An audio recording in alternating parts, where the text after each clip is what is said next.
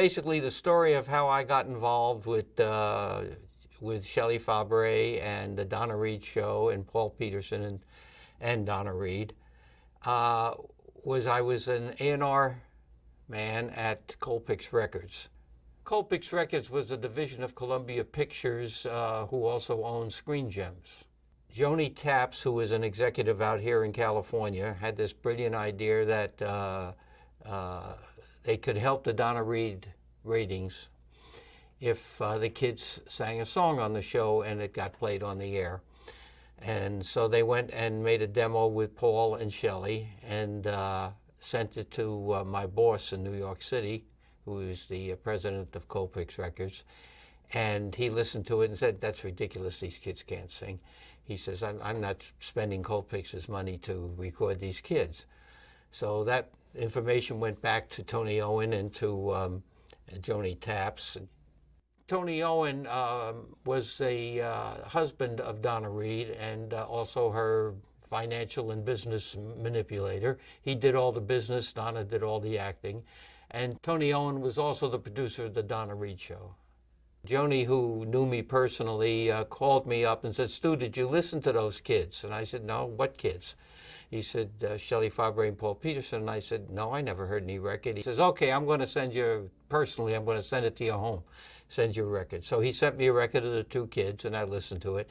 And I called Joni back, and I said, "Joni, listen, they're as bad or as good as any of the kids that are out now. Given the right song and the right production, they have as much chance or as little chance of having it as anybody." So he said, "Well, will you record them?" I said, "Yeah, I'll record them." So he says, "Okay." So he told Tony Owen, and Tony Owen was very happy.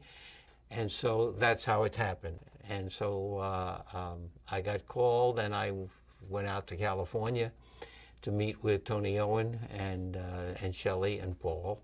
And eventually we went in the studio and we recorded 4 sides. One of them being Johnny Angel and one of them being She Can't Find Her Keys. And that was basically how I got involved with everybody. Tony then said to me, "I know you're a composer." He says, "You want to do the Donna Reed Show, write the music, because we don't have a regular composer." It put me into Screen Gems' little crew, a group of people, and from that I did Gidget. I did some Gidget episodes and some Farmer's Daughter, all. So the Donna Reed Show, helped me get involved in that whole television scoring. There was a company called Alden Music run by Don Kirshner, and a lovely gentleman named Emil Laviola was the song plugger, and he used to bring me all of these Goffin and King and Man and Wild songs to look at, because I had Shelley and Paul and the Marcells and Jimmy Darren to record. One of the writers of Johnny Angel said, "Oh, gee, Stu, I was on my way up to see you." I said, "I'm on my way to the airport. I have no time to see you right now." He says, "Oh, I got a great song for you." And he followed me out to the cab, and he said to me, "Here, take it. Put it in your," all right. And I took and put it in my attaché case, left, got on the plane, got to California, went in to see Tony Owen, and he said, "Okay, what are the songs that you're going to record?" And I said, "Well, here's this first song called I Would Do Anything for Him." And I started to read him the lyrics, and he says, "Stop. No way that song goes on the Donna Reed Show with the idea I would do anything for him." So my heart was like, oh my God, it's pounding, because what do I do now? That was the song I was depending on, And then I told him, "Well, with Paul Peterson, I've got this. She can't." "Oh, that's good. That's cute. I like that. Yeah, the writers could do something with that." So then I went in my attaché case, like very nervous, and pulled out this Johnny Angel, and I read the lyric to him, and he says, "Okay, I like that. That's good." He says, "I think the writers could write something around that. They'll find a theme for that." So he said, "Okay, that's great." So now here I was. I'm going to record Johnny Angel. So basically, I got Paul and I got Shelley, and I worked with each one of them individually. And Shelley, of course, as I said in my book, would rather have run naked down Hollywood Boulevard than go into a recording studio to record. She really, really hated the idea of doing it. But whatever Tony said, Shelley did whatever Tony said, Paul did. And so Tony said, you will record, and Shelley was a trooper all the way. She's a wonderful lady and a girl at that time. And we rehearsed. We went into the studio. I wrote the arrangement so that the backup singers could be helping her as much as possible. Johnny Angel, you're an angel to me. Johnny Angel, how I love him. He's got something that I can't resist, but he doesn't even know that I exist. And she was pretty good. Everything was fine, except she could not do when the girls went, I'm in heaven, and she had to come in, I get carried away. She could not find the note. And so my wife, who was a singer, went out, got on a chair, sat behind Shelley, and then when the playback in the earphones went, I'm in heaven, my wife would go, and she would get the note, and I'm in da da da da, and she did it, and it was just wonderful. And as we all know, the public loved it. They loved that wonderful little innocent sound that she had. That sounded so pure. I'm in heaven, I get carried away. I dream of him and me, and how it's gonna be. Other fellas call me up for a date, but I just sit and wait. I'd rather concentrate on Johnny Angel. It was just a perfect sound, and the whole record had this little, every once in a while you make a record, it has magic.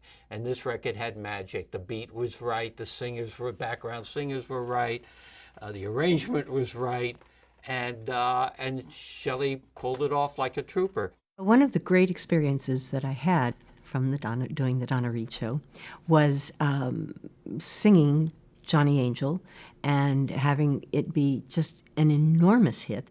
And then the records that came after it, none were as popular. They kept going down. You know, the next one, Johnny Loves Me. Here was Johnny Angel, here was Johnny Loves Me, here was this kept going down. But the thing is that Tony Owen, the producer, came to us and said to Paul and to me, have a great idea for next year's shows. This was in the third season. And he said, we're going to have the two of you sing, because what had happened is that Ricky Nelson was singing on Ozzie and Harriet, and the show just exploded, and he was a huge star. So Tony thought, well, we've got two kids here, we'll have them sing. And Paul said, sure, great, okay. And I said, oh, Mr. Owen, I said, you know, that really is a very good idea. I said, and this took all the courage I had in the world. I said, I'm sorry, I can't do it. I said, I can't sing. And we talked about it a little bit more. And then one day, bless his heart, he came to me and he said, Shelley, do you like being on the show? And I said, yes. Oh, I said, Mr. Owen, I love being on the show. And he said, did you want to be on it again next year? And not seeing the train that was heading down the tracks right for me, I said, oh, yes, Mr. Owen, I want to be on the show. And he said, then sing. And I sang. I'm in heaven, I get carried away. I dream of him and me, and how it's gonna be.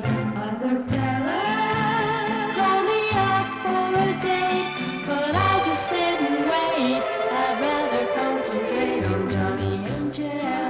It was pretty much an instant hit. A lot of records take a lot of time to become hits. This one went up the charts very quickly, became number one, and became worldwide number one, I would say. Like most of the important markets all had Johnny Angel as number one. And if I go around the world on some of my little excursions, if I mention Johnny Angel, people know Johnny Angel, they know the song. Million record sellers always get a gold record, and so we got a gold record. We were recording at United Recorders, which was on Sunset Boulevard, and right around the corner from the studio, and everybody recorded there. I mean, all the singers from the 60s. It was an amazing place. But Paul and I went in, and I did Johnny Angel, and then they had another song that they were pretty sure was going to be the B-side, what they called the B-side in those days, called Where's It Going to Get Me? And Paul did She Can't Find Her Keys. When I take my baby home at night, I can't wait to kiss and hold her tight. But right then, the time begins to drag when she starts searching through her bag. Paul is more gregarious. He always felt, hell, I can sing. And he went at it full-fledged. He went at it like a trooper. I mean, as far as he's concerned, hey, I'm singing my heart out. I can do this. And he's that kind of, Paul's a very positive person when it comes to doing something. If he decides I can do it, I'm going to do it. And so Paul was not a problem. Paul was easy. This experience, when the music came into the show, was different for me than it was for Shelley. I relished the idea of copying Ricky Nelson. I remember we were in Hollywood, and I could see Ricky and the fast cars and the good-looking women and the screaming. I'd think, hey, give me some of that. Shelley was a little more hesitant. Mail file school books and autograph the baby, and she can't find with these. But I'm standing here waiting for a goodnight kiss, 'cause she can't find her keys. Paul also sang a song called Keep Your Love Locked, which they filmed for the series, and it became a minor hit. That song was written by Goffin and King. I won't be mad if you don't resist. If someone else should ask for a kiss, give him the right to kiss you goodnight if it has to be. But darling, keep all your love locked deep in your heart, deep in your heart. And don't give the key to anyone else but me. This piece of material came in with Gloria Shane's from called Goodbye Crew World. And the singer on that, very interestingly, the singer who made the demo was Tony Orlando. And I listened to this and I said to the guy who brought it to me, the song plugger, I said, oh my God, this thing's an instant hit, in my opinion. I said, I got to get this for Jimmy Darren. He said, well, that's what I was hoping for, Jimmy Darren, So I played it for Jimmy, and he said, nah, I hate that song. I don't want to do that song. That's ridiculous, Goodbye Crew World. No, I want to get out of that bag. He says, I've been doing that now for 3-4 years, and we haven't gotten anywhere. So I said, Jimmy, all I can tell you is this. If you don't record it, I'm going to buy the master that the publishing company make, and I'm going to put it out. And we went into the studio, and I even had Gloria Shane come to the recording session and do the little vocal thing. Everybody thinks that's a calliope or a organ, and it's actually Gloria Shane singing at double speed. Slowly it went up the charts and finally it became #1 in Cashbox, #2 in Billboard. Oh, goodbye, cruel world, I'm off to join the army. Gonna be a broken-hearted guy. Paint my face with a good-for-nothing smile, 'cause a mean, fickle woman turned my whole world upside down. This is 4 years into the show.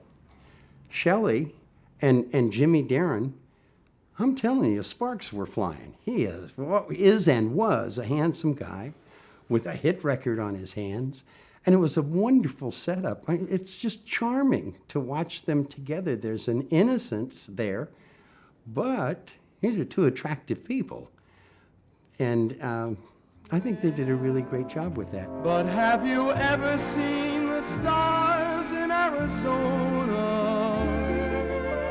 Mighty pretty territory there. Jimmy was under contract at the studio, Columbia Studios, which our show was a television arm of Screen Gems. Anyway, when I would even just see Jimmy walking up and down the lot, I couldn't breathe. I mean, I was so madly in love with him. And then they told me one day, they said, oh, we're doing a show next week. Guess who's going to be on the show? And I said, who? And they said, Jimmy Darren. And I remember thinking, dear God, I'm going to die. I mean, I can't talk to this man. How am I going to act with him. Shelley improved so much within a year or so. By the next time we went in to record with Bye Bye Birdie and with her second album and with all those things, she was just wonderful. You'll be a big star, such a big star. Yes, I guess I always knew someday it would all come true. Two wonderful writers wrote my dad, Barry Mann and Cynthia Weil, and we had always looked at their songs with a lot of anticipation of hit quality because they're great writers.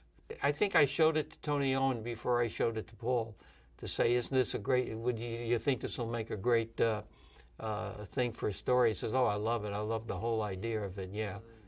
And so I showed it to Paul, and as I said, generally Paul at that point did whatever Tony said, so. But I know Paul loved it.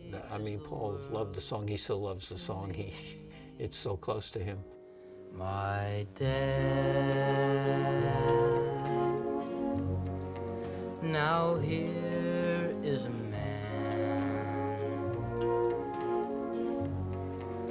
To me, he is everything strong. No, he can't do wrong. My dad. My dad.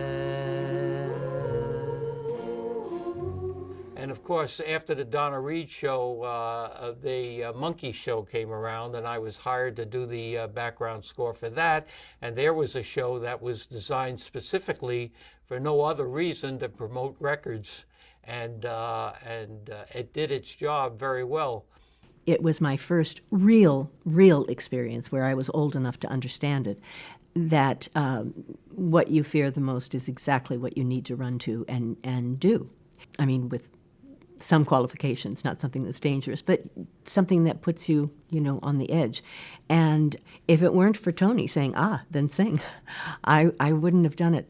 And it was a great growing step for me. But more than anything, I have found in the ensuing years, it is astonishing to me how many people remember that record with great love. Johnny Angel, 'cause I love him, and I pray that someday he'll love me, and together we will see how lovely heaven will be. Johnny Angel, you're an angel to me. Johnny Angel.